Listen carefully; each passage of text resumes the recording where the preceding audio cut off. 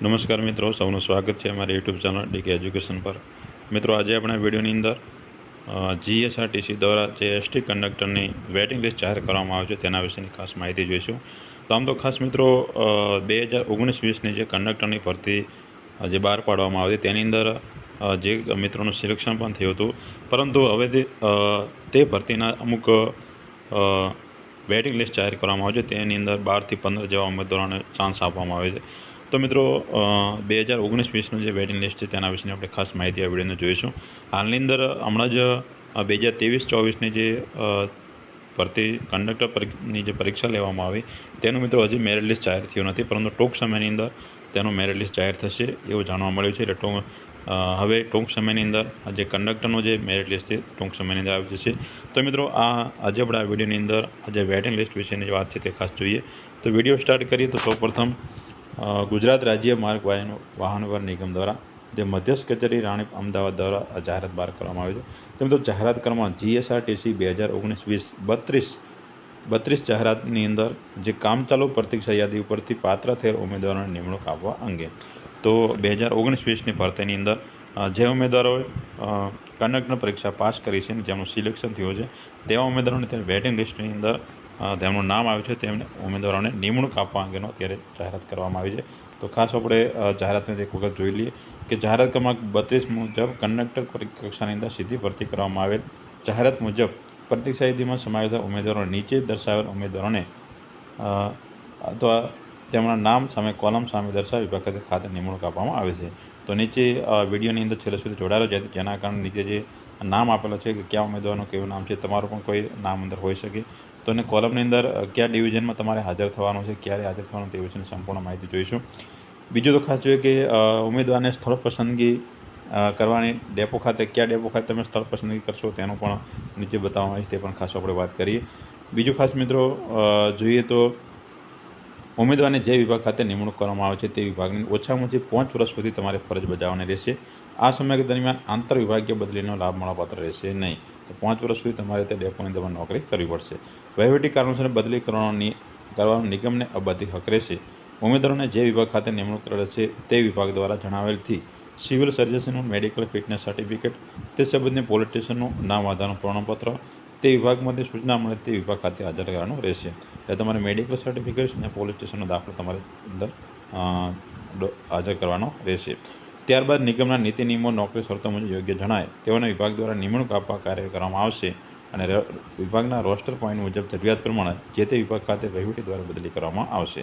તો ખાસ તમને જે વિભાગની ડિવિઝનમાં તમારે નોકરી મળશે તે ડિવિઝન તમારે 5 વર્ષ પૂર્ણ કરવાના રહેશે તેવું જણાવવામાં આવ્યું છે। સદર નિમણૂક ઉમેદવારો દ્વારા જાહેરાતની અંદર દર્શાવેલી બાબતોને ધ્યાનમાં લઈ પ્રતીક્ષા યાદીના આધારે આપવામાં આવે છે। તો જો પુનઃ ચકાસણી ખરાઈથી કોઈ પણ વિગત ખોટી માલુમ પડશે તો પરિપૂર્ણ થવા નહીં પામે નિમણૂક પ્રમાણે તમારી નિમણૂક રદ કરવામાં આવશે તેવું પણ જાહેર કરવામાં આવે છે। પ્રતીક્ષા યાદીને સમાવેશ ઉમેદવારો પૈકીના જુદા જુદા કારણોસર પડતર રાખેલ ઉમેદવારોને ફક્ત ડેપોની સ્થળ પસંદગી કરવામાં આવશે, પરંતુ તેના દસ્તાવેજને ખરાઈ થયા બાદ નિમણૂક આપવામાં આવશે। તો સૌપ્રથમ તમારે મિત્રો ડેપોની સ્થળ પસંદગી કરવાની રહેશે, બાકી તમારા દસ્તાવેજની ડોક્યુમેન્ટની ચકાસણી થશે અને ડોક્યુમેન્ટની ચકાસણી થયા બાદ જ તમને તમારા નિમણૂક પત્ર ઓર્ડર આપવામાં આવશે।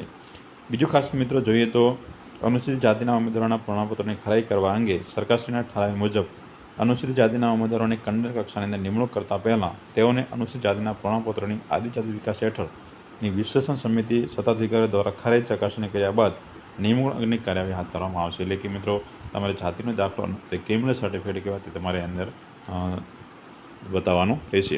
અનુસૂચિત જાતિના ઉમેદવારોની અંદર સૂચના કિંમત દર્શાવ્યા મુજબ તારીખ 24/7/2024ના રોજ 10:30 કલાકે વહીવટ ખાતે અથવા મધ્યસ્થ કચેરી રાણીપ અમદાવાદ ખાતે રૂબરૂ હાજર રહી દસ્તાવેજો રજૂ કરવાના રહેશે। એટલે મિત્રો આવતીકાલે તમારે અનુસૂચિત જાતિનો જે દાખલો છે તેવા દસ્તાવેજ તમારે રાણીપ ખાતે તમારે જમા કરવાના રહેશે।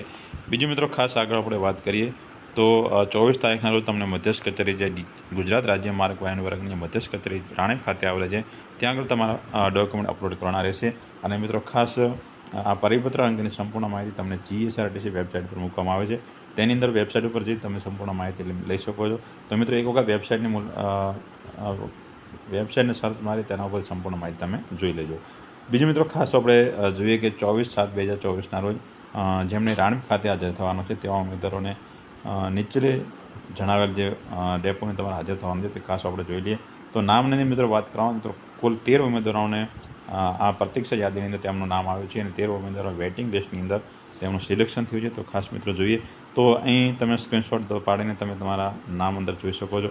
તો ઉમેદવાર થોડા છે એના કારણે નામ પણ હું જાહેર કરી દઉં. તો કંડક્ટર મિત્રો ખાસ જોઈએ તો જો સંજય કુમાર સુરેશભાઈ ચંદાપા છે તેઓ રાજકોટ ડિવિઝનના નામ મળે છે. પછી ઉમંગકુમાર દિનેશભાઈ પરીક્ષિત તેને ભરૂચ ડિવિઝન મળ્યું છે. ભાવેશકુમાર પ્રહલાદભાઈ સોલંકી તેને ભરૂચ ડિવિઝન મળ્યું છે. ચિરાગકુમાર નરસિંહભાઈ મકવાણા તેને ભરૂચ ડિવિઝન મળ્યું છે. પછી મૌલિકકુમાર અમૃતભાઈ મકવાણા તેને ભાવનગર ડિવિઝન મળ્યું છે. અંકુરકુમાર નવીનભાઈ પટેલ તેમને વલસાડ ડિવિઝન મળે છે. પછી ચંદ્રવદન કુમાર ગુલાબસિંહ ચારે તેમને વલસાડ ડિવિઝન મળે છે. પછી ફિરોઝ સાહેબનો યુનુસભાઈ સંજી તેમને રાજકોટ ડિવિઝન મળે છે. જ્યારે કૃષ્ણાબેન હંસરાજભાઈ જાદવ તેમને રાજકોટ ડિવિઝન મળે છે. પછી કલાવતીબેન શૈલેષભાઈ બારિયા તેમને વલસાડ ડિવિઝન મળે છે. પછી રમીલાબેન ચતુરભાઈ ચાપડિયા તેમને ભાવનગર ડિવિઝન મળે છે. મયુરીબેન માનસિંહભાઈ કમેજલિયા તેમને ભાવનગર ડિવિઝન મળે છે. અને જ્યારે હેતલબેન ડાયાભાઈ આલ તેમને વલસાડ ડિવિઝન મળ્યું છે. તો આમ મિત્રો કુલ 13 ઉમેદવારોનું વેઇટિંગ લિસ્ટની અંદર સિલેક્શન થયું છે. તો આ 13 ઉમેદવારોને આવતીકાલે 24 જુલાઈ 2024ના રોજ આપણી મધ્યસ્થ કચેરી એટલે રાણપ ખાતે તમારે સંપૂર્ણ વિગતો તમારે ત્યાં ચકાસણી કરવાની રહેશે. તો મિત્રો ખાસ વિડીયોને શેર કરતા રહેજો જેથી આ 13 ઉમેદવારોને જેમનું નામ આવે છે તેમનું વેઇટિંગ લિસ્ટની અંદર જેમનું સિલેક્શન થયું છે તેમને યોગ્ય જાણ થાય અને તેમના જે નોકરી મળવાનો ચાન્સ હોય તે નોકરી તેમને મળી શકે અને તેમના ડોક્યુમેન્ટ તમે તે ચકાસણી કરાવી શકે છે. તો આ મિત્રો આજે જીએસઆરટીસી દ્વારા કંડક્ટરનું જે વેઇટિંગ લિસ્ટ જાહેર કરવામાં આવે છે એટલે મિત્રો ટૂંક સમયની અંદર નવી ભરતી 2023 ભરતીના કંડક્ટરનું પણ મેરિટ લિસ્ટ ટૂંક સમયની અંદર જાહેર થઈ જશે. તો મિત્રો ઘણા દિવસો બાકી નથી, હવે તરત તમારું રિઝલ્ટ આવી જશે. તો મિત્રો અમારી ચેનલ સાથે જોડાયા રહેજો જેથી અમને કોઈ માહિતી મળશે અમે તરત તમને વિડીયો દ્વારા બતાવીશું. તો મિત્રો ફરી એક મળશું નવા વિડીયો સાથે અને ચેનલ સાથે જોડાયા રહેજો, વિડીયો શેર કરતા રહેજો. ચેનલને નવા આવ્યો તો ચેનલ પર લાઇક પણ કરજો જેથી તમને નવા વિડીયો અપડેટ મળી રહે.